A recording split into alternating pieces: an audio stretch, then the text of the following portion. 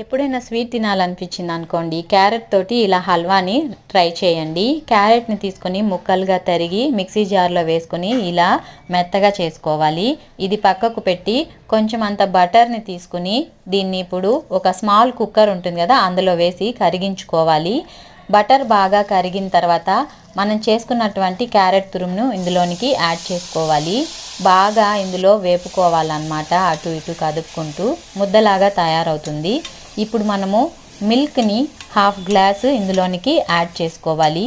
ఇలా milk add చేసుకోవడం వల్ల మంచి టేస్ట్ అండ్ ఫ్లేవర్ వస్తుంది.